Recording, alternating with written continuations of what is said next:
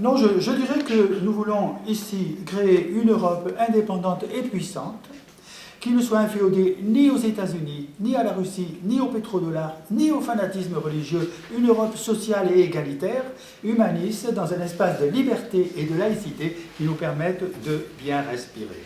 Tout cela, c'est notre idéal, et il faut que l'intendance suive, et l'intendance dont nous parlons ici ne suit pas aussi facilement que le pensait le général de Gaulle. Je vais vous parler du maître de cette intendance, du pilote. C'est Wolfgang Schäuble, que ses compatriotes admirent beaucoup, et que le journal Die Welt a appelé récemment le vice-chancelier des cœurs. Vous savez qu'il n'est pas vice-chancelier, c'est Sigmar Gabriel, mais il est donc considéré comme le vice-chancelier de facto, le vice-chancelier des cœurs, der Vizekanzler der Herzen. Je vais en parler parce que sa vision de l'Europe future correspond exactement à notre projet de l'euro pour Strasbourg, projet dont ici Henri Mathian a la paternité. J'ai connu personnellement Wolfgang Schäuble en mai 1990. Il était alors ministre de Kohl. C'était un mois avant mon premier déjeuner avec Angela Merkel, que j'ai connu en juin 90. On ne sait jamais ce que les gens deviendront qu'on rencontre. 90% passent aux oubliettes de l'histoire comme nous, mais quelques-uns finissent par surnager. Et si je vous parle aussi de Schäuble, dont les Français n'arrivent pas à prononcer le nom, et où le tréma sur lequel le tréma se place sur le A et non pas sur le U, eh bien, c'est un double titre. Le plus important, il est donc député d'Offenburg, c'est-à-dire le chef-lieu de l'Eurodistrict au Bundestag, mais il est aussi ministre des Finances de la riche Allemagne. En tant que tel, il tient les cordons de la bourse du gouvernement allemand et orchestre tous les pourparlers européens.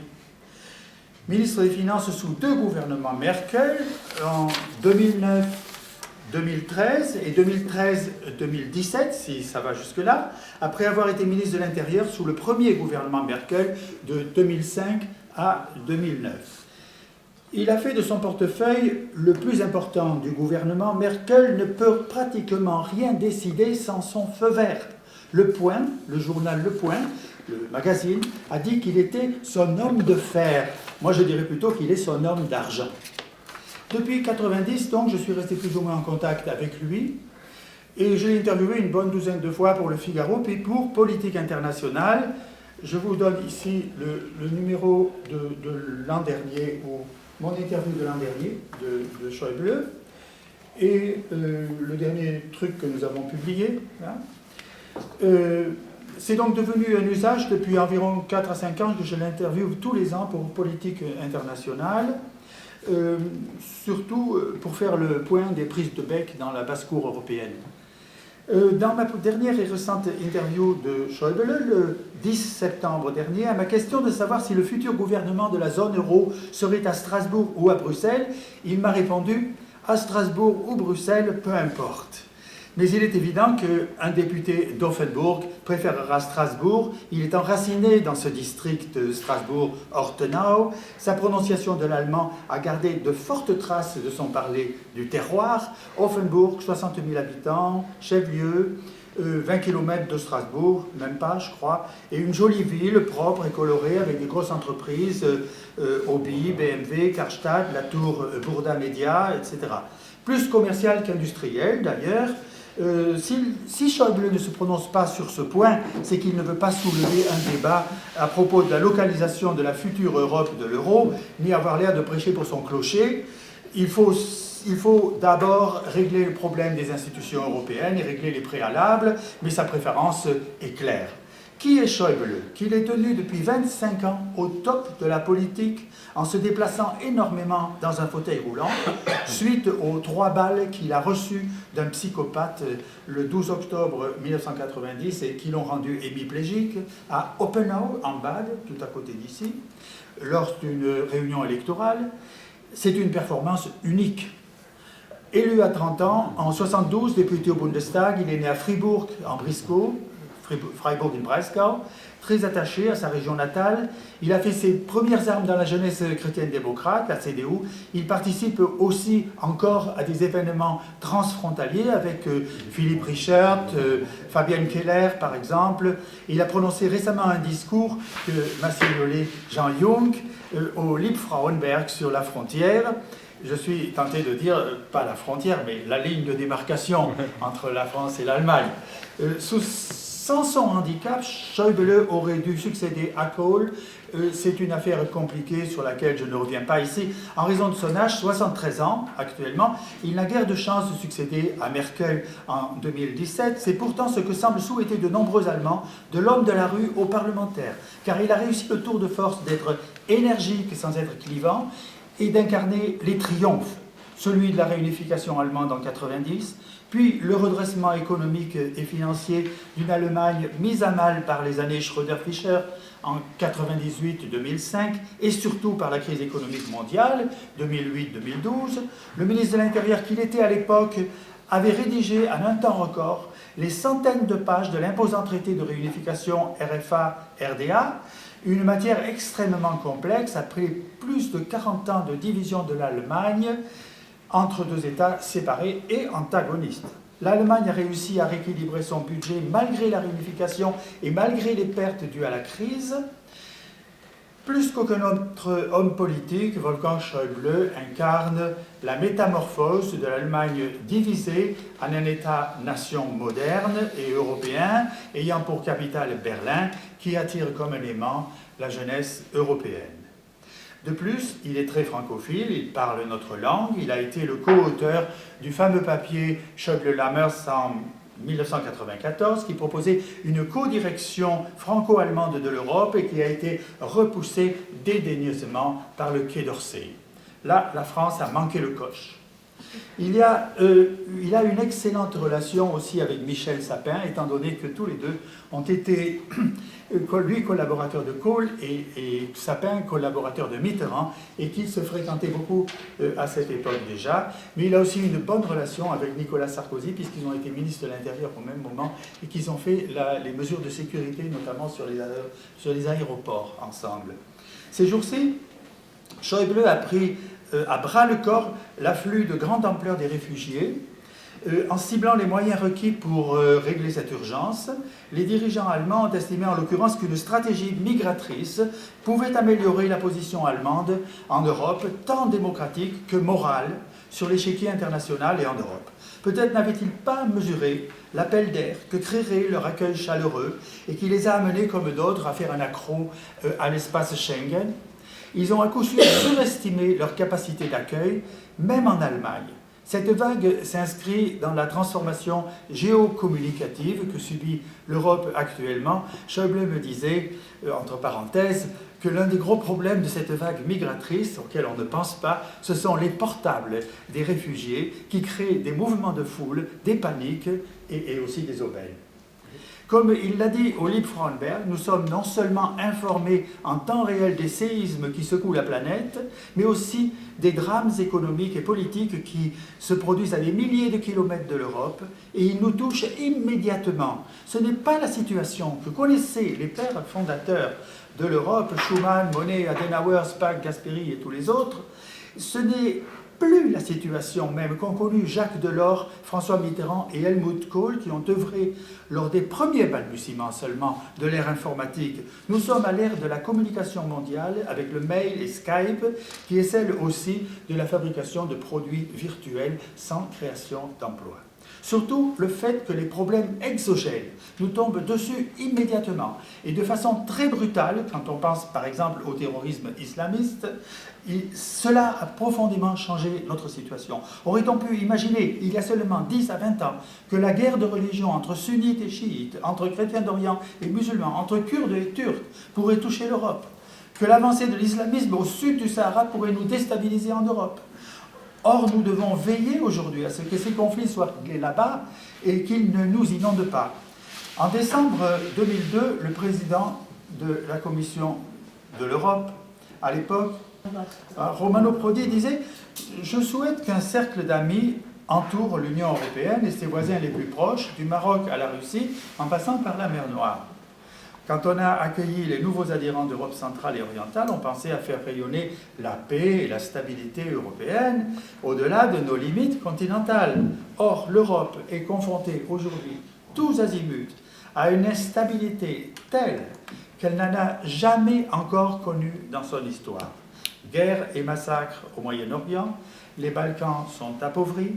Au lieu de l'Union pour la Méditerranée, nous avons des attentats, des guerres civiles sur la rive sud, en Libye en particulier. Le partenariat privilégié avec la Turquie tourne au vinaigre.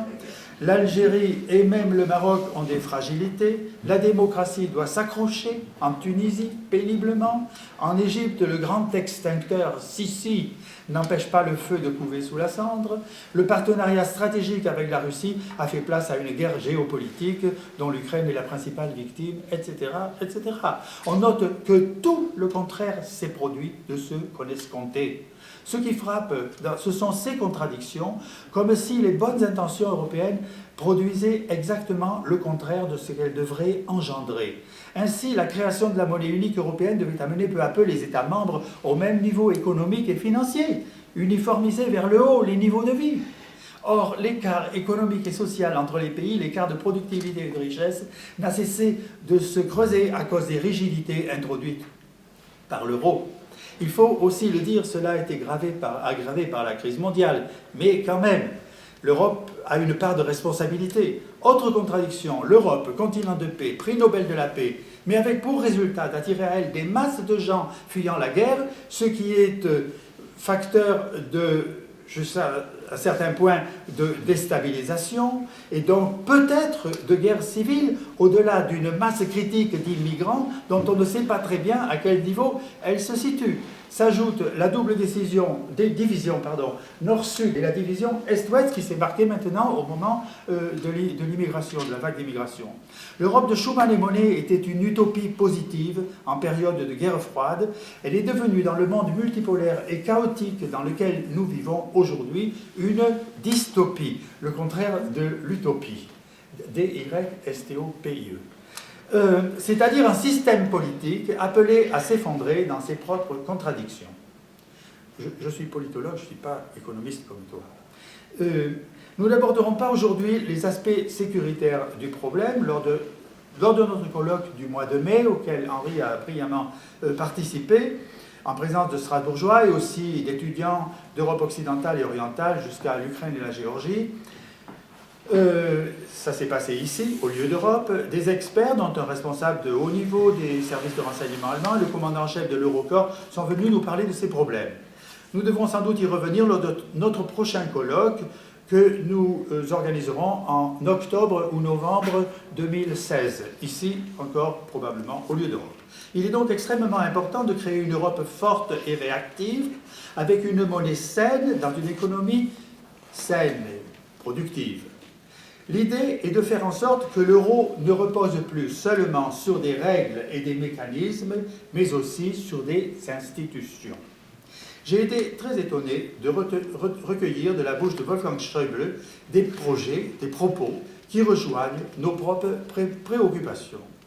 Voici ces réponses à mes questions concernant notre sujet, telles qu'elles paraîtront début novembre dans Politique internationale, dans cette revue. Alors, ma question. Je cite, je n'ai pas le droit de citer réellement, mais je le fais, pas en parution. Récemment, ma question. Le ministre de l'économie, Emmanuel Macron, a préconisé la création à Strasbourg d'un parlement de la zone euro. Est-ce une bonne idée? Réponse de Wolfgang Schäuble. Cette idée, il me l'a empruntée, avec tout le respect que je lui dois. Puis il l'a employée avec M. Gabriel dans un article écrit en commun. Je n'ai rien contre. C'est une des grandes questions qui se posent dans le contexte de l'approfondissement de l'Union économique et monétaire, UEM. Le rapport des 5 présidents dit lui aussi que nous avons besoin d'une union économique et monétaire plus puissante. Nos relations à nous, les 18 États de l'UEM, avec les 28 États membres de l'UE, est une des questions dont il va falloir débattre avec plus de précision encore et à laquelle nous devons donner une réponse. Les desiderata britanniques sont une des questions auxquelles il faudra aussi répondre. C'est plus facile à dire qu'à faire. La faiblesse de l'union monétaire tient au fait que nous avons mis en commun la politique monétaire sans créer une politique économique et financière commune. Si nous n'arrivons pas à mettre en commun la politique financière et économique au niveau de l'Union européenne, et c'est encore loin d'être le cas, nous devrons le faire au niveau de l'UEM. Alors, s'il y a intégration de ces politiques, la question de leur légitimité démocratique se posera. Des institutions comme la Commission et le Parlement européen ont dû être légitimés par voie d'élection. Il en sera de même pour ces nouvelles activités. Exactement ce que nous pensons, n'est-ce pas ? Mais il suffirait pour cela que les membres de l'Europarlement, élus dans des pays membres de la zone euro, y participent sous forme de parlement de ladite zone. Les députés britanniques ne veulent ni ne peuvent co-décider dans les affaires de la zone euro. Mais il faut inverser la formule anglaise appliquée au Royaume-Uni. No taxation without representation. Et dire no representation without taxation. Celui qui n'assume pas de charge ne peut pas co-décider. Les députés des États membres de la zone euro doivent se réunir et tenir conseil ensemble. Alors là, j'ai posé la question sur Strasbourg ou Bruxelles, je vous l'ai dit. Et puis, je pose encore la question, ce serait alors un parlement de la zone de coopération renforcée euro? Oui, voilà l'idée, il m'a dit. Bon, alors fin de la citation, je reprends mon récit. Qu'est-ce que le rapport des 5 présidents? C'est le rapport remis en juin 2015 sur l'Union économique et monétaire. Lors du sommet de l'euro du 24 octobre 2014, le président de la Commission européenne, le président du Conseil, du Conseil européen, le président de l'Eurogroupe, le président du Parlement européen et le président de la Banque centrale européenne ont été invités à collaborer pour, je cite, préparer les prochaines étapes d'une meilleure gouvernance économique de la zone euro. Fin de la citation. Le Conseil européen du 18 décembre 2014 a confirmé ce mandat donné au président. La première étape de cette collaboration avait été la rédaction d'une note d'analyse servant de base à une discussion du Conseil européen informel le 12 février dernier. Donc voilà le résultat qui est donc sous ce lien que je vous ai donné et qu'il faudra consulter et qu'il faudrait certainement imprimer dans notre groupe de travail. Vous voyez qu'en décidant de promouvoir un gouvernement et un parlement de la zone euro, nous autres, ici, nous enfonçons des portes ouvertes. Seulement notre rôle est de faire des propositions viables et de créer un mouvement porteur de l'idée. D'autant que selon un sondage d'OpinionWay publié le 16 septembre dernier, 74% des Français estiment que, citation, « les idées doivent venir des citoyens et pas des élus ». Si l'on considère, par exemple, les réactions de l'opposition politique en France, les Républicains, à la déclaration de M. Macron sur l'idée d'un Parlement de l'euro à Strasbourg, je dois dire que celles-ci ont été absolument nulles et nullissimes. Lydia Guirous, qui ne connaît rien à l'Europe, c'est pas sa tasse de thé, et je ne sais qui d'important encore dans ce parti, on contredit Macron en rappelant qu'il y a déjà suffisamment d'instances de la zone euro en Europe, avec l'Eurogroupe et le SME à Strasbourg, la BCE à Francfort, les COFIN, etc. Mais c'est une preuve d'ignorance politique monstrueuse en matière européenne, car ce sont des institutions techniques, pour ne pas dire technocratiques. Il nous faut à la tête de la zone euro un vrai pouvoir politique représentatif, ce qui fait gravement défaut. Naturellement, en politique, il faut être pragmatique. Je ne pense pas personnellement qu'on pourra d'emblée signer un grand traité instituant une gouvernance de l'UEM. On peut déjà parler de l'espace euro, Euroraum, ou de Eurogebiet, on dit en Allemagne. Par exemple, si l'on ne veut pas parler d'Euroland. Je pense aussi qu'il sera difficile de détacher une commission de l'espace euro de la Commission de Bruxelles, parce que les Britanniques s'y opposeront. Comme me le disait Henri récemment, les tentatives successives de formation d'un groupe parlementaire de l'euro au sein du Parlement européen se sont soldées par des échecs. Je proposerai donc que nous commencions pendant quelques mois par réunir des députés favorables au projet, les faire venir ici comme orateurs, dans le cadre d'un groupe de réflexion de la coopération renforcée euro. Et puis, il faut faire un plan séquentiel, par étapes, comme on l'avait fait lors du comité de l'or pour la création de l'euro. Et ça, c'est ce qu'a fait justement le plan des 5 présidents. Ce plan prévoit la création de 4 unions, une union économique, une union financière, une union budgétaire et une union politique qui servira d'assise aux 3 autres. C'est expressément dit dans le projet. L'Eurogroupe me semble, d'après le projet, être l'embryon d'un gouvernement européen avec un président renforcé à la tête. Il est question aussi de créer un fort représentant extérieur qui ne sera pas Madame Mogherini, mais un représentant de l'euro, qui pourrait être donc l'embryon d'un ministère des Affaires étrangères de cet organisme. Et puis, on va créer aussi un trésor. Qui dit trésor dit ministre des Finances de la zone euro. Voilà. Et ça va se faire naturellement à Strasbourg. Cela dit, il ne faut pas sous-estimer l'attractivité de Bruxelles sur les eurodéputés et les fonctionnaires européens. Malgré ces zones piétonnières où s'aventurent parfois malheureusement des voitures, ces espaces verts, ces vélos, Strasbourg a le privilège d'être la ville la plus polluée de France. Permettez à un Français de l'intérieur, allemand de l'extérieur, de vous le dire.